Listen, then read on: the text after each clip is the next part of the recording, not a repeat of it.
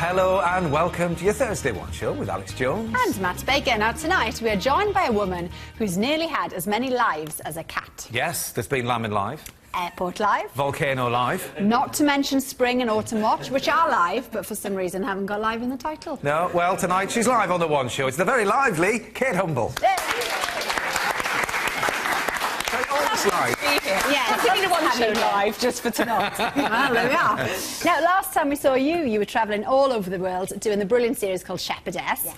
So, for somebody from a non-farming background, what was the one thing that you took away then from all those travels? I'd like to say fleas, which I probably did take away. Oh, yeah.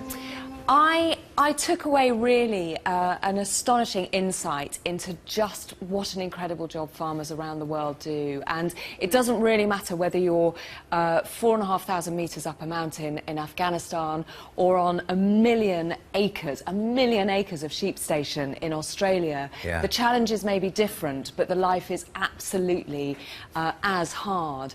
And we really ought to be celebrating our farmers a little bit more. They do a grand job for us. Yeah, I would say so. Now, is there anything that you've learnt from them that you've put into your own place then? Never to keep alpacas. Oh, right.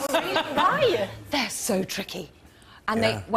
obviously I'm just not an alpaca person. An alpaca, if it doesn't like you, they have this devil face. They kind of put their ears right back, they go up, googly eyes, and then they gather as much goo from the deepest pits of their stomach as they possibly can. Yeah.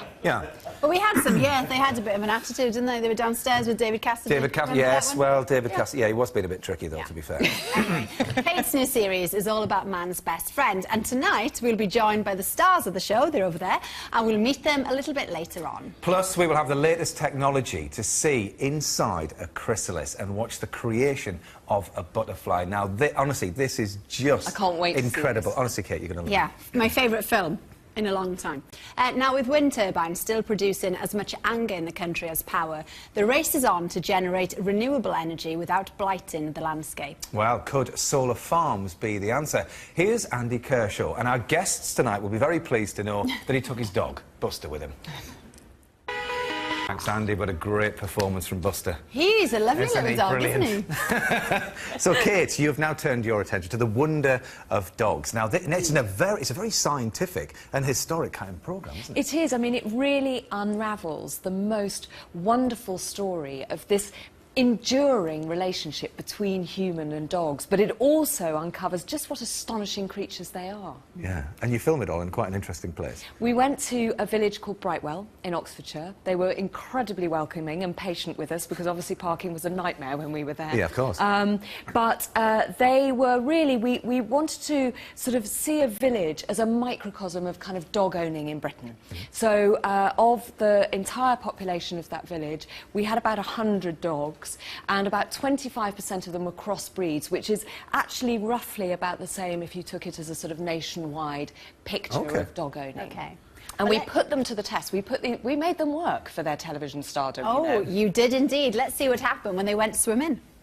My lover stands. Local veterinary hydrotherapist Emma Barnard encourages dogs to swim for exercise and recuperation. Although dogs like these don't need much encouragement. So as they go to retrieve a toy, that's when they really engage their back legs. Oh yes, you That's their can engine. really see that absolutely. pouncing through the water. And she's using her feet very much is. like paddles, isn't Absolutely, she? yeah. Buster. Oh, I'm just getting Buster into position. Yes. Do you want to sit there, Buster? now, Sorry, Boris, I'm calling him the wrong name. That's why he's not even listening to me. we're joined, as you can see, by two stars of the show. Dudley is better behaved there.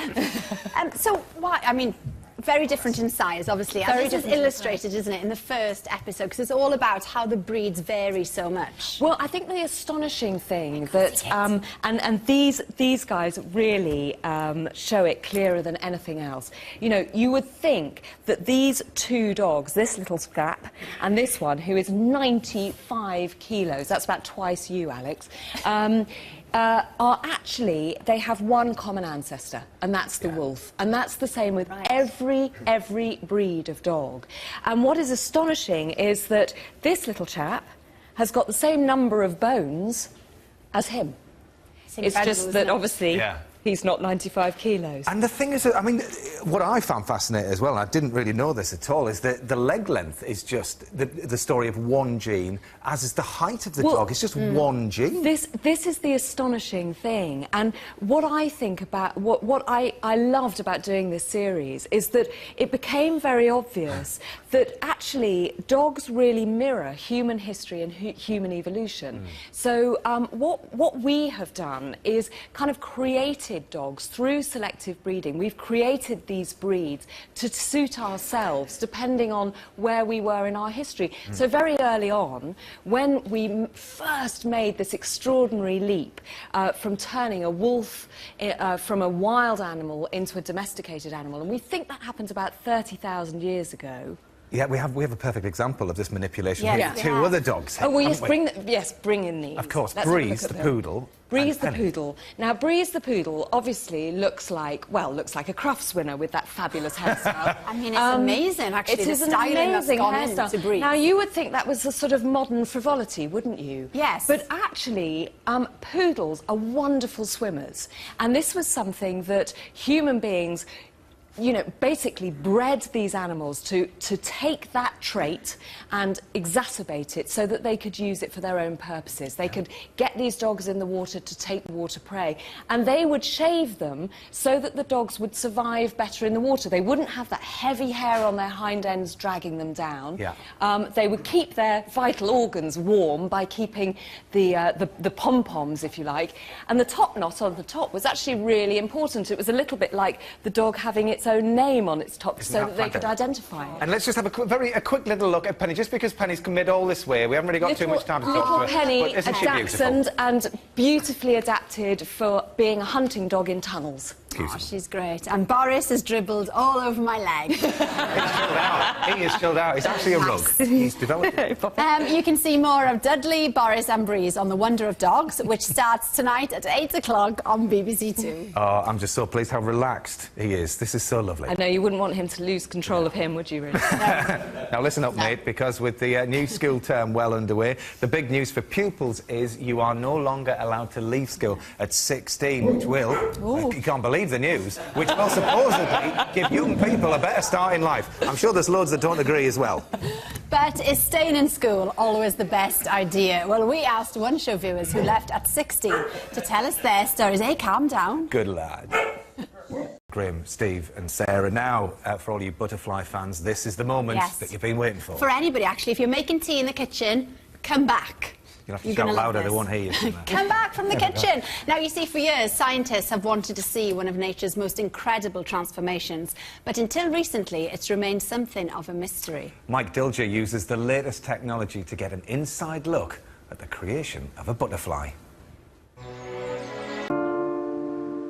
One, Mike, did you get any more while you were there? Did you see any more? We saw 2 or 3 pop out. Did you? It was just, I've seen it a number of times before, such but a privilege you never for you, get sick isn't of that. And they come out all crinkled and then they slowly get pumped up and then they just flutter off when their wings are dry. What a story. Now, we've been inundated in our garden with butterflies. I mean, it's been a bumper year for them. It's been a bumper crop of butterflies this year, Matt, absolutely. It's the 4th annual count of butterflies by the Butterfly Conservation Society, or Butterfly Conservation. And they've had an amazing number of people taking part. 46,000 people, 830,000 insects recovered.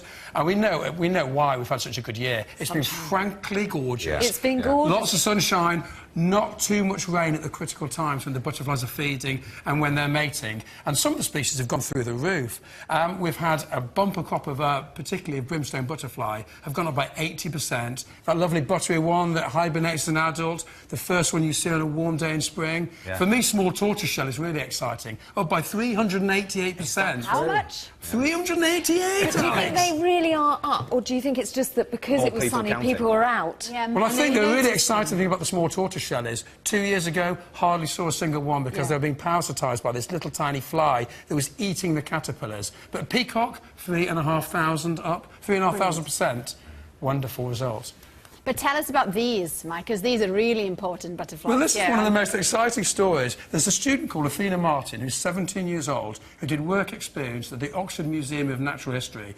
And she went in there and they said, there's 3,500 drawers over there. Somewhere in there we've got Alfred Russel Wallace's butterflies. No way. Because they're so old, they haven't been catalogued. And she went painstaking through every single butterfly and found butterflies collected. These were collected by Wallace? By the great man himself. Look at these. Up here, these ones with this dot on, that's collected in Mysol, near Western Papua New Guinea. These are Lycaenid butterflies. That's his writing, collected in the trip on the Malay Archipelago in 1859. It's the wonderful smell There's another of one there as well, mothballs, isn't there, aren't Mike? Oh, we love the smell of It's so camphor. beautiful. Look at that one on the It's top lovely. right by your finger, Matt. There we go. That is Papilio telemachus. And that, you can just imagine Alfred Russel Wallace running through with a butterfly net, going after it, catching it, snaring didn't do it, that. taking it, pinning it home, and 150 years later, it's in pristine condition, found by a student. Well, Amazing. let's hope she got a job at the Yeah, end. thanks, of it. Mike. But anyway, Thanks for bringing them in. They're amazing to see. Now, here's another fact for you.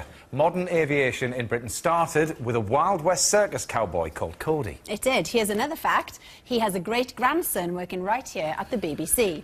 Here's our World Affairs editor, John Simpson, reporting. Why are you holding... Well, more people will know now. I quite fancy having a go at some of them kites. I bet you do. Unbelievable. And you can see more of John's story when his episode of Who Do You Think You Are airs next Wednesday at 9 o'clock on BBC One. There you go. Now, next week, the legendary Ronnie Corbett will be here. He is, of course, famous for his shaggy dog story, so we would like to hear yours. Yes, if you have a particularly funny or touching tale about a pooch that's special to you, then please send it in to the One Show at bbc.co.uk and send a little picture in with it as well. Whilst we're on the dog theme, I had to show you this, Kate. Have a little look at the latest addition to the it's Baker gorgeous. Kennels. Here he is. This is little Bob. He's 12 weeks old, and he'll be in training very shortly, but there we are. Anyway, Kate, thanks ever so much. The Wonder of Dogs starts tonight at 8 o'clock on BBC Two. And tomorrow, Chris and I will reveal who you voted into the National Portrait Gallery, and Chef James Martin will be here. We'll see you then. Bye. Good night.